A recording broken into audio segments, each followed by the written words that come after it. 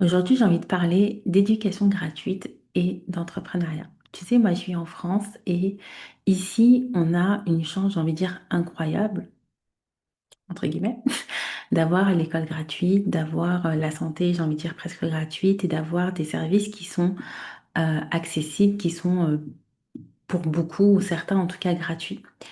Et j'ai envie de dire une chose, j'ai envie de dire à la fois, c'est une bénédiction, puisque ça nous aide, d'accord? Mais j'ai envie de dire que c'est aussi un piège, parce que à force de recevoir sans investir, parce que c'est un peu ce qui se passe, je trouve que ça, on développe en fait une mentalité, en tout cas en France, hein, de dépendance. On apprend beaucoup à obéir, on apprend beaucoup à exécuter, et ça depuis notre plus jeune âge en fait, mais on apprend très peu, très très peu à créer.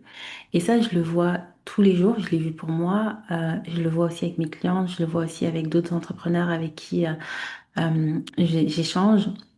Ça ruine l'esprit entrepreneurial. Tu vois, je vais te raconter un truc. Un jour, il y a quelqu'un qui m'a dit, moi, jamais j'investirais dans une formation. Je trouve que la connaissance devrait être gratuite et pas payante. Euh, Ce que je trouve assez bizarre, c'est que, par exemple, ce même type de personne, tu vois, pourrait aller travailler 20 ans pour une personne sans jamais remettre en question le fait de donner, je sais pas moi, 35 heures de sa vie par semaine, par exemple, en échange d'un salaire. Et en fait, ça permet, enfin, je trouve que ça met en lumière le fait que, effectivement, on a été éduqué, si je peux dire ça comme ça, pour trouver ça normal. Trouver normal de donner de notre temps à quelqu'un d'autre, mais pas normal d'investir en nous-mêmes, tu vois. Donc on trouve ça normal de travailler toute une vie pour un salaire, mais presque anormal de mettre de l'argent dans notre propre croissance. Je trouve ça super dingue. Et ouais, je pense que c'est culturel, en tout cas en France, et depuis notre plus jeune âge, moi c'est ce que je vois, on nous donne en fait. On nous donne, on a l'école gratuite, on a des soins plus ou moins gratuits, on a des aides en cas de coup dur, tu vois. Donc on grandit avec l'idée que les choses nous sont dues, tu vois, et nous tombent de l'État ou nous sont dues par l'État. On grandit avec cette notion d'attente, cette notion de ça m'est dû, je dois le recevoir, tu vois. Et donc, je trouve que ça fait de nous euh, des excellents exécutants, des excellents exécutants, mais quand il s'agit de créer de la valeur par soi-même, eh bien là, c'est le néant, tu vois. Et je trouve que c'est quelque chose qui s'est vu de manière très flagrante pendant la crise sanitaire, où les gens se sont retrouvés licenciés, se sont retrouvés au chômage, soit complet, soit partiel. Et là, pour ces personnes-là, ça a été le vide. Plus de patron, plus de cadre, plus de consignes, tu vois. Et pour beaucoup, beaucoup en fait se sont sentis complètement perdus. Pourquoi? Encore une fois, parce qu'on leur a appris à exécuter, mais jamais on leur a appris à créer. Tu vois? C'est comme si tout devait euh, venir, venir de la part de l'État, venir de la part de ton employeur, venir de la part de quelqu'un d'autre, tu vois? Et je trouve que quand on devient en tout cas entrepreneur, c'est vraiment un changement de mindset à avoir. C'est vraiment important de prendre en considération ces éléments-là parce que quand on se lance dans l'entrepreneuriat, on se rend compte que un des mots qu'on a à la bouche, au bout d'un moment, c'est investir. Investir, investir. Déjà, quand on se lance, il y a déjà un premier investissement dans une formation. Mais ça, au départ, les gens trouvent ça plutôt normal, ça va au départ. Mais ensuite, quand il s'agit d'investir dans des mentors, dans des outils, dans son projet, euh, eh bien, il y a blocage. Il y a blocage déjà, même ne serait-ce des fois dans les formations, il y a blocage. Pourquoi? Parce que il y a cette notion, comme j'ai dit tout à l'heure, cette idée de la connaissance doit être gratuite, mais il y a aussi cette notion de, tu vois, je vois beaucoup de personnes n'investissent pas après être sorties de l'école. C'est impressionnant. Alors, les personnes qui vont investir, effectivement, ça va être les personnes qui vont être souvent en reconversion, etc. Et encore, elles vont essayer de trouver un moyen de pas trop investir, de passer par des CPF, de passer par... Alors, c'est très bien, ça existe, hein, je dis pas, je suis pas en train de cracher dessus, hein, c'est très très bien, ça existe, faut en profiter. Mais tu vois, on peut ressentir quand même dans la fréquence dans la manière de faire qu'il peut y avoir un blocage à ah, je sors de l'argent de mon propre porte-monnaie quand même. Tu vois, il y a quand même ça. Et ouais, il y a cette croyance aussi, enfin cette croyance ou ce comportement peut-être plutôt qui est de une fois que je suis sortie de l'école, bah, j'investis pas. Une fois que je suis sortie de l'école, je me forme plus. Tu sais, c'est comme si une fois sortie de l'école, la croissance elle était terminée, j'avais plus besoin d'apprendre.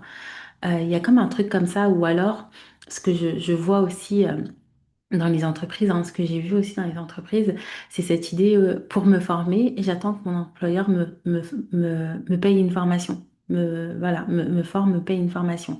Moi, c'est un truc qui m'a toujours, étonnée, qui m'a toujours, plus qu'étonnée, qui m'a toujours un petit peu énervée honnêtement, parce que je comprends pas qu'on puisse attendre sur l'employeur pour avoir une formation si c'est une formation qu'on a envie de faire. Ok, j'entends quand c'est des formations obligatoires qui nous intéressent pas et qu'on n'a pas du tout envie de faire, ça j'entends, il n'y a pas de souci. Mais quand c'est une formation que tu as envie de faire parce que tu as déjà ton plan de carrière, tu sais déjà que tu as envie d'évoluer vers quelque chose, moi je comprends pas qu'on puisse attendre sur l'employeur. Tu vois, c'est du plus l'employeur. Tu vois, limite, bah ok, tu me payes celle-ci, mais attends, moi j'ai déjà un plan et celle-ci je vais me la payer. Tu vois, enfin voilà, il doit y avoir quelque chose dans ta tête qui est déjà pour moi super bien établi et pas attendre que ton employeur il te paye une formation comme si c'était. Ouais, tu vas dire, ouais, c'est un dû parce qu'il cotise, etc. Mais pour moi, c'est encore une position de dépendance, c'est encore une position d'attente. En tout cas, moi, j'ai jamais validé ce système. En tout cas, même en étant salariée, j'ai toujours été proactive dans mes formations et pas attendre qu'on me les paye, pas attendre qu'on. Enfin, je sais pas, c'est un système vraiment, moi, j'ai du mal avec ça. Même en étant salariée, j'ai du mal avec ça. J'ai toujours été proactive dans tout ça. Et en fait, avec cette attente, bah, t'es plus dans la responsabilité de ta croissance en fait. T'es plus dans, t'attends que quelqu'un te donne. Tu vois, ça me fait vraiment cet effet de, ok, quand t'es petit, tu vois, t'attends sur ton parent. Tu vois, c'est normal. Mais ensuite, l'État, c'est pas ton papa, c'est pas ta maman. Ton employeur, c'est pas ton papa, c'est pas ta maman. Donc, on n'attend pas sur, on est proactif dans son évolution, on est proactif dans dans sa croissance en fait, tu vois. Et l'entrepreneuriat demande ça. L'entrepreneuriat demande d'être proactif. L'entrepreneuriat te demande d'investir avant même d'avoir l'argent. Moi, c'est un truc que j'ai compris en devenant entrepreneur au fur et à mesure et que je suis encore en train d'apprendre aujourd'hui parce que en fait, tu te rends compte que le mindset, c'est pas du tout le même. Enfin, on est vraiment aux antipodes de ce qu'on nous apprend et donc du coup, ça demande de remanier la machine différemment. Et ouais, il y a un truc que j'ai compris et que j'intègre encore des fois aujourd'hui parce qu'en fonction des investissements, l'intégration se fait d'une autre manière, mais clairement. Être entrepreneur, c'est investir, investir, investir, investir et pas que dans des outils, etc. C'est investir dans un mentor, investir dans ta croissance. C'est vraiment quasiment que ça. Donc voilà. Et tu vois, ce contraste de l'investissement, on le voit avec d'autres pays, parce que dans d'autres pays où l'éducation, la santé, eh bien, vont être payants, tout simplement, eh bien, les gens, dès leur plus jeune âge, apprennent à investir sur eux. Ils apprennent à créer de la valeur. Ils apprennent à valoriser leur temps, à valoriser leurs compétences, à valoriser leurs idées. Ils sont tout le temps dans cette proaction parce que s'ils sont pas dans cette proaction, ils vont se retrouver submergés parce que du coup, l'école est payante, la santé est payante, ça c'est payant, etc., etc. Tu vois, il n'y a pas autant de gratuité. Et donc, ils ne peuvent pas reposer comme nous, en tout cas, sur l'État. Tu vois, et en France, c'est plutôt l'inverse. Tu vois, moi j'entends, oui, j'attends la retraite. Moi, c'est un truc que je comprends pas d'attendre la retraite. Tu vois, c'est un truc vraiment. Alors là, pour le coup, bon, c'est encore un autre sujet, mais là, pour le coup, c'est un truc vraiment, moi, qui me va pas du tout d'attendre la retraite. Mais la retraite de quoi, en fait? J'attends les indemnités. Tu vois, c'est comme si bah, j'attendais à chaque fois que quelqu'un vienne me sauver ou vienne me faire grandir, en fait, tout simplement. Et comme si bah, me faire grandir, bah, c'était quelque part un dû, tu vois. Et clairement, ça, pour un entrepreneur, c'est une mentalité de poison parce que c'est vraiment aux antipodes de l'entrepreneuriat, en tout cas pour moi. Et c'est vraiment une mentalité que moi, je refuse de transmettre à mes enfants, même s'ils grandissent avec ce système, même si bah, ils l'ont autour d'eux, ils le voient, ils le côtoient en fait aussi. Mais j'essaie vraiment de leur apprendre autre chose. Je leur apprends que le système, il existe et c'est OK que le système, il existe et c'est une chance de l'avoir. C'est une chance peut-être d'être en France C'est possible, tu vois. Mais je leur dis surtout, ne comptez pas dessus. Ne comptez pas dessus pour tout, tu vois. Tu peux t'appuyer sur le système quand tu as un coup dur parce que effectivement, bah, tu as, peut-être la chance, entre guillemets, de vivre dans un pays qui te permet de t'appuyer dessus. C'est OK, mais de pas le prendre comme une béquille permanente, tu vois.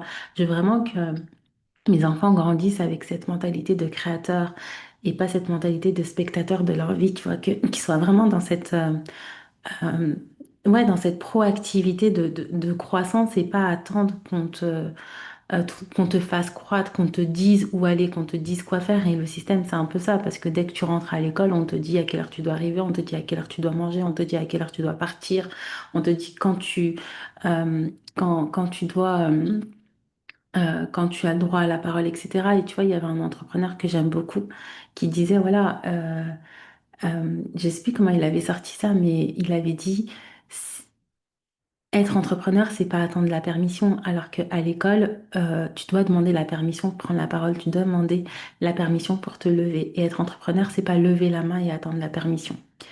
Donc voilà, petite digression par rapport à ce que j'étais en train de dire, mais il y a vraiment cette idée où, voilà, en tout cas, moi, j'essaie de partager cette idée-là, de créer cette mentalité-là, même pour moi, parce que j'ai été élevée dans autre chose, j'ai vécu dans autre chose, j'ai vécu une première vie dans autre chose, j'ai cautionné aussi tout ça. Et là, ça me demande de changer tout mon mindset aussi depuis quelques années. Donc, euh, donc voilà. Donc, s'il y a un message que je voulais faire passer par rapport à ça, c'est que des fois, les difficultés qu'on peut avoir en tant qu'entrepreneur, elles sont liées effectivement au système dans lequel on a grandi. Donc, il y a vraiment une chose qui est importante à saisir, c'est que si tu choisis l'entrepreneuriat, si tu choisis la voie de l'entrepreneuriat, c'est vraiment quelque chose à regarder et à modifier et te rendre compte qu'effectivement, pourquoi est-ce que des fois tu as du mal à investir? Pourquoi est-ce que des fois tu as euh, des réflexions peut-être qui sont pas les bonnes, c'est aussi parce que tu as grandi dans un système qui t'a habitué à fonctionner d'une certaine manière et ça va être important d'être dans des espaces qui vont t'aider à fonctionner d'une autre manière pour que tu puisses justement, euh, en tout cas si c'est ce que tu veux, si vraiment tu as envie d'être entrepreneur, si vraiment tu as envie d'évoluer sur cette voie-là, pour que tu puisses jouer les règles du jeu, j'ai envie de dire, de l'entrepreneuriat. Et te rappeler que finalement, si tu vis comme moi en France, eh bien, tu as grandi dans un système qui ne valorise pas, j'ai envie de dire ça comme ça, l'entrepreneuriat. En tout cas, qui n'est pas fait pour que tu deviennes entrepreneur et que tu penses par toi-même, mais qui est plutôt fait pour que tu sois un bon, une bonne exécutante. Donc, ça va être important de changer le système, ton système interne. Et attention, quand je dis ça, je suis pas contre le fait que ce soit que le système fonctionne comme ça. C'est OK, le système a envie de fonctionner comme ça. Je pense que pour les personnes qui tirent les ficelles de ce système, c'est complètement OK pour elles. Donc, je vais pas critiquer leur manière de faire fonctionner tout ça. C'est OK, en fait. Elles ont un avantage à faire fonctionner les choses de cette manière-là. Mais en fait, pour nous, c'est de se rappeler que du coup, c'est pas à notre avantage. En fait, c'est ça, c'est à leur avantage et c'est OK, mais c'est pas à notre avantage. Et comme on dit, tout le monde voit midi à sa porte. Donc, l'idée, c'est d'aller chercher midi à ta porte. Et ce que je veux vraiment rappeler, c'est que la gratuité, en fait, elle a un prix. La gratuité, elle a un prix et la gratuité, en tout cas dans le système, elle peut nous faire oublier de quoi on est capable, tu vois. Elle peut même nous faire ne jamais toucher. Je sais pas si ça se dit. Elle peut aussi faire qu'on ne touche jamais, plutôt on va dire ça. Elle peut aussi faire qu'on ne touche jamais à quoi, à nos capacités, à notre valeur en fait.